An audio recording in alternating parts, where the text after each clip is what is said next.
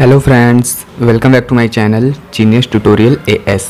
Friends, light प्रकाश जो chapter है ये क्लास 10th और 12th के साथ साथ बहुत सारे प्रतियोगी परीक्षाओं में इससे क्वेश्चन पूछे जाते हैं। तो इसका प्रकाश का यह पार्ट 2 वीडियो है। पार्ट 1 में हम लोग पढ़े थे प्रकाश से संबंधित कुछ जानकारियाँ, प्रकाश के परावर्तन के बारे में, दर्पण के बारे में, अवतल उत्तल दर्पण के बारे में और दर्पण से संबंधित मेन परिभाषाएं पढ़े थे।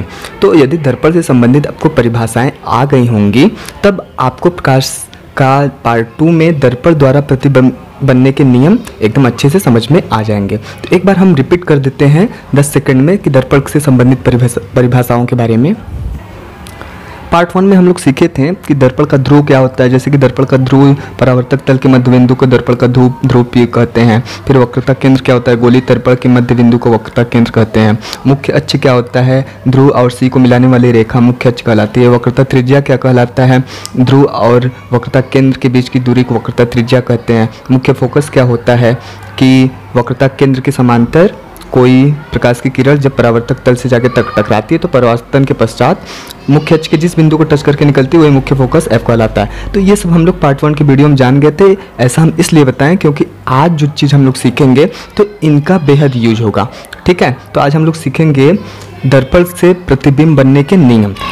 दर्पण से प्रतिबिंब बनने के मुख्य 3 नियम हैं। उन तीनों नियम के बारे में हम लोग इमेज से के थ्रू की आरेख के थ्रू, किरण आरेख के थ्रू समझेंगे। ठीक होता है। पहला नियम यह होता है कि किसी भी दर्पण, चाहे अवतल या उत्तल दर्पण के मुख्य अक्ष तो समझते हैं वक्रता केंद्र और ध्रुव को मिलाने वाली जो रेखा है यह मुख्य अक्ष है। तो किसी भी दर्पण के मुख्य अक्ष के समांतर यदि कोई प्रकाश की किरण चलती है और परावर्तक तल से टकराती है तो परावर्तन के पश्चात वो सदैव कहाँ से होकर निकलेगी, मुख्य फोकस F से होकर निकलेगी। फिर से समझ लीजिएगा, ये अवतल दर्पण है जिसका ध्रुव P है, वक्रता केंद्र C है और मुख्य अक्ष के समांतर एक प्रकाश की किरण यहाँ से सीधी रेखा में चल रही है और परावर्तक तल से टकराती है। तो परावर्तक तल से टकराई तो परावर्तन की क्रिया हुई, परावर्तन के पश्चात ये हमेशा कहाँ से होकर निकलेगी, मुख्य फोकस F से होकर निकलेगी। ये याद कर लीजिएगा, ये आपका क्या था, पहला नियम था। ठीक है, तो ये देख लीजिए, जैसे उत्तल दर्पण है, उत्तल दर्पण का जो परावर्तक तल होता है हमेशा बाहर की ओर होता है। ठीक है, और उसका जो वक्रता केंद्र होता है, वक्रता केंद्र का मतलब कि गोलीय दर्पण का मध्य बिंदु, तो उत्तल दर्पण का गोलीय भाग ऐसे पूरा हो जाएगा और इसका मध्य बिंदु बीच में होगा। तो इसका वक्रता केंद्र अंदर की ओर होता है और परावर्तक तल बाहर की ओर। उत्तल दर्पण का वक्रता केंद्र अंदर की ओर और परावर्तक तल बाहर की ओर। तो देखिए यहाँ से मान लीजिए कि मुख्य अक्ष क्या हो गया, ये आपका हो गया। तो मुख्य अक्ष के समांतर प्रकाश की किरण जा रही है तो परावर्तन के पश्चात क्या है, उसी माध्यम में वापस लौट आती है। तो ये तो किरण कहीं मिलेगी नहीं, इसीलिए इसका क्या करते हैं, आभासी किरण लेते हैं। तो ये भी कहाँ, मुख्य अक्ष के किसी न किसी बिंदु से मिलेगी। तो किस बिंदु से मिलेगी, मुख्य फोकस F से होकर निकलेगी। ये पहला नियम है। फिर से समझा देते हैं। कोई भी प्रकाश की किरण जब मुख्य अक्ष के समांतर चलती है तो परावर्तन के पश्चात मुख्य फोकस F से होकर निकलती है। ये पहला नियम है। अब हम लोग जानेंगे दूसरा नियम। दूसरा नियम क्या होता है कि जब कोई प्रकाश की किरण मुख्य फोकस F से होकर जाती है तो परावर्तन के पश्चात सीधे कहाँ निकल जाती है, मुख्य अक्ष के समांतर। जैसे अवतल दर्पण है, अवतल दर्पण से मुख्य फोकस की ओर, मुख्य फोकस को टच करते हुए एक प्रकाश की किरण जा रही है और परावर्तक तल से टकराती है। टकराने के पश्चात ये कहाँ से होकर निकलेगी, ये नियम है, ये सदैव आपका मुख्य अक्ष के समांतर ऐसे निकल जाएगा। समझिएगा, उत्तल दर्पण के लिए समझिएगा। उत्तल दर्पण का देखिए मुख्य फोकस F अंदर की ओर है। देखिए मुख्य फोकस की ओर किरण को भेज रहे हैं तो ये परावर्तक तल से टकराने के पश्चात तो ये क्या है, देख रहे हैं ना कि ये आपका क्या, कि ऐसे मुख्य अक्ष के समांतर, ये मुख्य अक्ष है, ये मुख्य अक्ष है, मुख्य अक्ष के समांतर ये क्या निकल गए। मतलब कि परावर्तक तल से टकराया तो परावर्तन की क्रिया हुई, उसी माध्यम में वापस लौट जाएगी। तो ये इसका आभासी किरण को लेते हैं ना। तो कि फिर भी ये जो वास्तविक किरण इसका है ये क्या है कि आपका मुख्य अक्ष के समांतर P के, मतलब यहाँ से यहाँ तक जो है मुख्य अक्ष है तो इसी के समांतर क्या हो गया, निकल गया। फिर से समझ लीजिएगा ना कि क्या है कि जब कोई प्रकाश की किरण मुख्य फोकस F से होकर जाती है तो परावर्तन के पश्चात, मतलब परावर्तक तल से टकराई तो परावर्तन के पश्चात मुख्य अक्ष के समांतर होकर निकल जाती है। तो ये हो गया दूसरा नियम। ठीक है, अब तीसरा नियम क्या होता है, जब कोई प्रकाश की किरण वक्रता केंद्र C से होकर जाती है तो परावर्तक तल से टकराने के पश्चात उसी मार्ग में वापस लौट जाती है। मतलब कि वक्रता केंद्र को से टच करते हुए जाएगी और परावर्तक तल से टकराने के पश्चात परावर्तन की क्रिया के पश्चात उसी मार्ग में सदैव उसी तरह वापस लौट जाएगी। यही क्रिया देखिए आपका यहाँ पे भी हुआ, देख रहे हैं ना। ये मान लीजिए कि उत्तल दर्पण का वक्रता केंद्र अंदर की ओर है और यहाँ से वक्रता केंद्र की ओर एक किरण जा रही है, वापस वहाँ से उसी मार्ग में लौट जाएगी और ये आपका आभासी किरण के रूप में दिखा दिया गया है। तो ये 3 नियम है, इन तीनों नियम को आपको हमेशा फॉलो। अब हम लोग जानेंगे अवतल दर्पण द्वारा प्रतिबिंब बनना। मतलब कि जो दर्पण होता है 2 प्रकार के, अवतल और उत्तल दर्पण। तो हम लोग पता करेंगे कि अवतल दर्पण से यदि अवतल दर्पण के सामने किसी वस्तु को रखें तो उसका प्रतिबिंब कैसा और कहाँ पे बनेगा, यदि उत्तल दर्पण के सामने किसी वस्तु को रखें तो उसका प्रतिबिंब कहाँ और कैसा बनेगा। तो अवतल दर्पण द्वारा प्रतिबिंब बनना, तो अवतल दर्पण से हमेशा जो प्रतिबिंब बनता है इसको हमेशा याद कर लीजिएगा कि उल्टा बनता है और कैसा बनता है, वास्तविक बनता है। मतलब अवतल दर्पण से सदैव प्रतिबिंब उल्टा और वास्तविक बनता है। तो अवतल दर्पण द्वारा प्रतिबिंब बनने के जो आरेख हैं, 6 आरेख हम लोग देखेंगे अलग अलग स्थितियों के लिए। और जो अवतल दर्पण से प्रतिबिंब 5 स्थिति में उल्टा और वास्तविक बनता है, एक स्थिति ऐसी आती है कि उसमें आभासी और सीधा बनता है। तो सभी स्थितियों की किरण आरेख हम लोग समझेंगे। और उसके बाद उत्तल दर्पण से जो प्रतिबिंब बनता है वो हमेशा आभासी और सीधा बनता है, तो उसका एक किरण आरेख उसका भी देखेंगे। ठीक है, जैसे कि मान लीजिए ये आपका अवतल दर्पण है, इसका ध्रुव P है, फोकस F है, वक्रता केंद्र C है। यदि किसी वस्तु को अनंत पे रखे तो कैसा प्रतिबिंब बनेगा, यदि किसी वस्तु को वक्रता केंद्र पे रखे तो कैसा प्रतिबिंब बनेगा, यदि किसी वस्तु को फोकस पे रखे तो कैसा प्रतिबिंब बनेगा। तो ये सब का हम लोग क्या समझ। तो पहला आपका स्थिति है कि अवतल दर्पण से कोई वस्तु अनंत पर रखी हो, मतलब कि ये आपका अवतल दर्पण है और अवतल दर्पण का ध्रुव P, वक्रता केंद्र C और वक्रता केंद्र से दूर कि बहुत दूर एक वस्तु है जो कहाँ पे रखी है, आपका अनंत पे रखी है। तो अनंत पे रखी वस्तु का प्रतिबिंब अवतल दर्पण से कहाँ पर और कैसा बनेगा, तो इसको समझिएगा। देखिए अवतल दर्पण ध्रुव P और इसका वक्रता केंद्र C और बहुत दूर अनंत पे आपका ये वस्तु O और O डैश रखी है।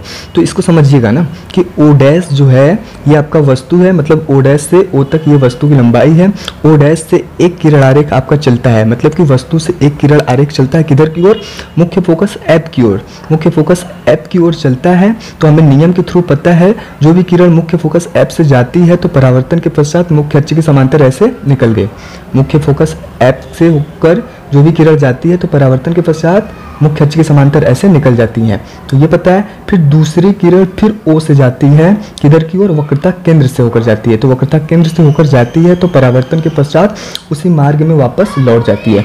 तो दोनों किरण आपस में जहाँ पे टच करती हैं, जहाँ पे एक दूसरे को काटती हैं, वहाँ पे ही वस्तु का क्या हो जाता है, प्रतिबिंब बन जाता है। तो हम लोग देख रहे हैं कि पहली किरण जो मुख्य फोकस F से होकर आई थी तो परावर्तन के पश्चात मुख्य अक्ष के समांतर निकल गई। दूसरी किरण वक्रता केंद्र से आई थी तो परावर्तन के पश्चात उसी मार्ग में वापस लौट गई। ये दोनों किरण जो हैं, ये दोनों किरण आपस में कहाँ पर मिलती हैं, देख रहे हैं, मुख्य फोकस F के और C के थोड़ी सी कि मुख्य फोकस F से थोड़ी सी साइड में या फिर मुख्य फोकस F पर ही क्या हो जाती हैं, तो दोनों एक दूसरे को कट करती हैं।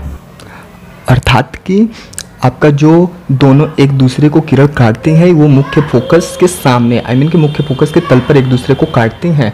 अतः आपका जो वस्तु O डैश का प्रतिबिंब कहाँ पर बना है, आपका मुख्य फोकस F पर बना है ना, मुख्य फोकस के सामने F के तल पर बना है। और कैसा बना है, तो देख रहे हैं वस्तु इतनी बड़ी है और प्रतिबिंब कैसा बना है, I डैश और I, मतलब कि इतना छोटा बना है। और कैसा, वस्तु ऐसी सीधी है और ये कैसा प्रतिबिंब बना है, उल्टा बना है। ठीक है, उल्टा बना है ना।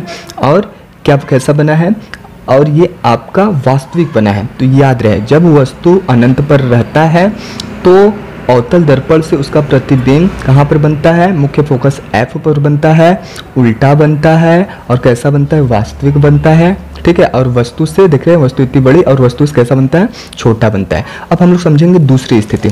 दूसरी स्थिति में हम लोग जानेंगे कि अब वस्तु को हम लोग कहाँ पे रख दें, वस्तु को हम लोग रख देंगे वक्रता केंद्र और अनंत के बीच में। अभी वस्तु हमारा अनंत पे था, अब वस्तु कहाँ पे आ गया, वक्रता केंद्र और अनंत के बीच में। तो देखिए O डैश एक वस्तु है जो वक्रता केंद्र और अनंत के बीच में है। तो O डैश से एक किरण आरेख चलती है मुख्य अक्ष के समांतर। तो मुख्य अक्ष के समांतर जो भी किरण जाती है तो हमें नियम के थ्रू पता है परावर्तन के पश्चात मुख्य फोकस से होकर निकल जाती है। और दूसरी किरण वहाँ से चलेगी वक्रता केंद्र से, वक्रता केंद्र से होकर जाती है तो परावर्तन के पश्चात उसी मार्ग में वापस लौट जाती है। दोनों किरण आपस में एक दूसरे को जहाँ पे कट करती हैं उसी जगह वस्तु का प्रतिबिंब बन जाता है। तो हमें देखना है कहाँ पे कट कर रही है, कहाँ पे एक दूसरे को काट रही हैं। तो देख रहे हैं मुख्य फोकस F और C के बीच, मतलब मुख्य फोकस और वक्रता केंद्र के बीच दोनों किरण आपस में एक दूसरे को काट रही हैं। तो यहाँ पे ही प्रतिबिंब बन गया। I mean, जब वस्तु वक्रता केंद्र और अनंत के बीच में स्थित हो तो वस्तु का प्रतिबिंब कैसा बनेगा? देखिए I' मतलब कि उल्टा बनेगा, वास्तविक बनेगा, और वक्रता केंद्र और मुख्य फोकस के बीच में, ठीक है, छोटा बनेगा ना। कैसा बनेगा? उल्टा बनेगा, वास्तविक बनेगा। कहाँ पर स्थित होगा, मतलब कहाँ पर बनेगा? मुख्य फोकस और वक्रता केंद्र के बीच में वस्तु से छोटा बनेगा, ठीक है। उसके बाद है तीसरी स्थिति, जब वस्तु आपका वक्रता केंद्र, मतलब कि वस्तु को हम लोग पास लेते आ रहे हैं ना। अभी वस्तु पहले वाली स्थिति में अनंत पे था, दूसरी स्थिति में अनंत और वक्रता केंद्र के बीच में था। अब वस्तु कहाँ पर आ गया है? वक्रता केंद्र के पास आ गया है, वक्रता केंद्र पे वस्तु को रख दिया गया है। जैसे कि अवतल दर्पण, ध्रुव P, मुख्य फोकस F, वक्रता केंद्र C। वक्रता केंद्र पर एक वस्तु O और O' रखी है, तो O' से मुख्य अक्ष के समांतर प्रकाश की किरण जाती है। तो नियम के थ्रू हमें पता है कि मुख्य फोकस F से ही होकर निकलती है। तो O से मुख्य अक्ष के समांतर गई तो परावर्तक तल से परावर्तन के पश्चात मुख्य फोकस F से होकर निकल गई। दूसरी किरण उसी जगह से मुख्य फोकस F से होकर जाती है। तो देख रहे हैं कहाँ से होकर निकलेगी? मुख्य अक्ष के समांतर। नियम के थ्रू हम लोगों को पता है ये दोनों किरण आपस में एक दूसरे को वक्रता केंद्र के ठीक सामने एक दूसरे को काटती हैं। अर्थात जब वस्तु वक्रता केंद्र पर हो तो इस स्थिति में वस्तु का प्रतिबिंब वक्रता केंद्र के सामने, आई मीन कि वक्रता केंद्र के तल पर कैसा बनेगा? उल्टा बनेगा। I' उल्टा बना है, वास्तविक बना है। वास्तविक का मतलब कि हम लोग क्लियर लाइन से दिखाते हैं तो वास्तविक बन रहा है, ठीक है। तो वास्तविक बना है और कैसा? वस्तु के अब बराबर बना है लगभग, ठीक है, वस्तु के बराबर बना है। तब जब वस्तु वक्रता केंद्र पर हो तो प्रतिबिंब कहाँ पर बनेगा? वक्रता केंद्र के सामने बनेगा, वस्तु के बराबर बनेगा प्रतिबिंब, और उल्टा बनेगा और वास्तविक बनेगा। इसके बाद हम लोग जानेंगे जब वस्तु आपका कहाँ पर अब आ जाए। अब वस्तु को हम ला देंगे आपका कि वक्रता केंद्र और मुख्य फोकस के बीच में। मतलब कि हम लोग क्या करना है, पहले स्थिति से वस्तु को हम लोग नजदीक लेते आ रहे हैं ना। तब देखिए कैसा प्रतिबिंब बनता है। मान लीजिए कि O' वस्तु वक्रता केंद्र और F के बीच में रखा है ना। तो ये आपका अवतल दर्पण हो गया, वक्रता केंद्र C और मुख्य फोकस F, इन दोनों के बीच में O' वस्तु रखा है। अब पॉइंट O' से एक प्रकाश की किरण मुख्य अक्ष के समांतर जाती है तो मुख्य अक्ष के समांतर जाती है तो मुख्य फोकस F से होकर ऐसे निकल जाती है। फिर दूसरी किरण O' से मुख्य फोकस F से जाती है तो मुख्य अक्ष के समांतर ऐसे होकर निकल जाती है। ये दोनों किरण आपस में एक दूसरे को कहाँ पे काटती हैं? देख रहे हैं वक्रता केंद्र के बाएं साइड, आई मीन कि अनंत और वक्रता केंद्र के बीच में ये दोनों किरण आपस में एक दूसरे को काटती हैं। तो इस प्रकार से जब वस्तु आपका वक्रता केंद्र और F के बीच में रखी हो तो आपका वस्तु का प्रतिबिंब कहाँ पे बनेगा? वक्रता केंद्र और कहाँ पे बनेगा? वक्रता केंद्र और अनंत के बीच में। वस्तु देखिए अब थोड़ा छोटा हो गया और ये क्या आ गया? वस्तु से थोड़ा बड़ा बन गया, लेकिन वास्तविक बना है और उल्टा बना है। तो इस प्रकार से समझ सकते हैं। इसके बाद पांचवी स्थिति समझेंगे। मतलब अब वस्तु क्या है? C और F के बीच में है, लेकिन अब वस्तु कहाँ जाएगा? मुख्य फोकस F पे जाएगा। तो मुख्य फोकस F पे जाएगा तो वस्तु का प्रतिबिंब कैसा और कहाँ पे बनेगा? हो गया कि वस्तु मुख्य फोकस F पे आ गया तो और नजदीक आ गया तो O' वस्तु हो गया जो मुख्य फोकस F पर स्थित है। तो O' से मुख्य अक्ष के समांतर प्रकाश की किरण जा रही है तो नियम के थ्रू पता है मुख्य फोकस F से होकर निकलेगी। फिर दूसरी किरण को वक्रता केंद्र से भेजेंगे, तो इधर से भेजेंगे नहीं, सामने भेजेंगे। तो सामने देख रहे हैं वक्रता केंद्र को देखते हुए सामने भेजें तो ये उसी मार्ग में, मतलब वक्रता केंद्र से आपस में क्या हो जाएगा? उसी मार्ग में वापस लौट जाएगा। तो हम लोगों को ये देखने को मिलेगा कि ये वस्तु जो रहेगा, वस्तु का प्रतिबिंब, ये दोनों किरण कहीं दूर जाके, आई मीन कि अनंत पे जाके एक दूसरे को काटेंगे। तो इस प्रकार से वस्तु का प्रतिबिंब कहाँ पर बनेगा? यहाँ पे तो मिल नहीं रहा है, मतलब अनंत पे जाके मिलेगा। तो इस प्रकार से जब वस्तु मुख्य फोकस F पे रखी हो तो उसका प्रतिबिंब अनंत पर बनेगा और वस्तु से बड़ा बनेगा और कैसा बनेगा? वास्तविक बनेगा, उल्टा बनेगा, ठीक है। इसके बाद हम लोग जानेंगे लास्ट इसकी स्थिति। अब देखिए लास्ट स्थिति में वस्तु आपका कहाँ पे रखा रहेगा? F और P के बीच में, मतलब ध्रुव और मुख्य फोकस के बीच में वस्तु को रख देंगे तो प्रतिबिंब कहाँ पर और कैसा बनेगा? तो आई मीन कि दर्पण के एकदम पास वस्तु को रख देंगे। तो देखिए O' वस्तु O' से आपकी मुख्य अक्ष के समांतर किरण को भेजे तो मुख्य फोकस F से होकर निकलेगा और दूसरी किरण हम लोग हमेशा वक्रता केंद्र से भेजेंगे। तो वक्रता केंद्र को भेजने के लिए मतलब उसके सामने ठीक भेजेंगे। तो सामने से भेज रहे हैं तो देख रहे हैं कि उसी मार्ग में वापस लौट जाएगा। तो इस प्रकार से ये दोनों किरण आपस में एक दूसरे से फैलता जाएगा। तो अनंत पे भी ये दूसरे दूसरे को किरण ये काटेंगी नहीं, तो इसीलिए इनका आभासी प्रतिबिंब, इनका आभासी किरण लेंगे तो दर्पण के उस पार देखेंगे कि ये दोनों किरण आभासी रूप से दर्पण के उस पार एक दूसरे से कट करेंगे, मिल जाएंगी। तो इस प्रकार से एक यही स्थिति है कि जब वस्तु को हम लोग ध्रुव और एफ के बीच में रखते हैं तो अवतल दर्पण से जो प्रतिबिंब बनता है आपका आभासी बनता है। और कैसा बनता है? आभासी। देखिए यहाँ पर आभासी बना, सीधा बना और वस्तु से बड़ा बनता है। ठीक है, सिर्फ एक यही स्थिति है और बाकी सभी स्थितियों में जो अवतल दर्पण से प्रतिबिंब बनता है वो हमेशा कैसा बनता है? अब हम लोग जानेंगे उत्तल दर्पण द्वारा प्रतिबिंब बनने की स्थिति। तो उत्तल दर्पण जो होता है इसका परावर्तक तल हमेशा बाहर की ओर होता है, पेंट किया हुआ भाग अंदर की ओर होता है। और एक चीज़ हम लोगों को ध्यान रहे कि हमेशा जो किरण आरेख होती है, आई मीन की जो प्रकाश की किरण होती है, किसी भी दर्पण के परावर्तक तल की ओर से ही भेजते हैं। तो परावर्तक तल इसका इधर बाहर की ओर है तो किरण आरेख इधर से ही भेजेंगे, सॉरी किरण मतलब कि इधर से ही भेजा जाएगा। तो देखिए उत्तल दर्पण, इसका ध्रुव P, वक्रता केंद्र अंदर की ओर C, मुख्य फोकस F अंदर की ओर, और वस्तु कहाँ है? दर्पण के परावर्तक तल की ओर बाहर की ओर रहेगा। तो O डैश क्या है? आपका एक वस्तु है। तो आपका देखिए प्रत्येक स्थिति में उत्तल दर्पण से जो प्रतिबिंब बनता है वो आभासी बनता है, सीधा बनता है और वस्तु से छोटा। तो एक स्थिति को समझ लीजिए, जैसे ध्रुव है, ध्रुव के बाएं साइड आपका वस्तु रखा है, मतलब कि अनंत और ध्रुव के बीच में रखा है। तो प्रत्येक स्थितियों के लिए एक ही जैसा प्रतिबिंब बनता है। तो देखिए O डैश से प्रकाश की किरण मुख्य अक्ष के समांतर भेजते हैं तो देखिए उसी माध्यम में वापस लौटेगा। तो ये क्या है कि आपस में फिर दूसरी किरण वक्रता केंद्र की ओर भेजेंगे तो ये भी क्या है? उसी मार्ग में ऐसे वापस। तो ये दोनों किरण आपस में कहीं पे मिलेंगी नहीं, तो इसीलिए इसका आभासी प्रतिबिंब, आभासी किरण लेंगे तो ये देखते हैं कि आपस में आके ये दोनों जो किरण है कट करेंगे मुख्य फोकस F और ध्रुव के बीच में। तो प्रत्येक स्थिति में जो उत्तल दर्पण का प्रतिबिंब बनता है मुख्य फोकस F और ध्रुव के बीच में बनता है, आभासी बनता है, इसीलिए डैश डैश लाइन से दिखाए हैं। और सीधा मतलब कि आई डैश ऊपर, आई नीचे, मतलब कि ये सीधा बनता है। तो इतना याद रहे। ठीक है, इसके बाद हम लोग जानेंगे।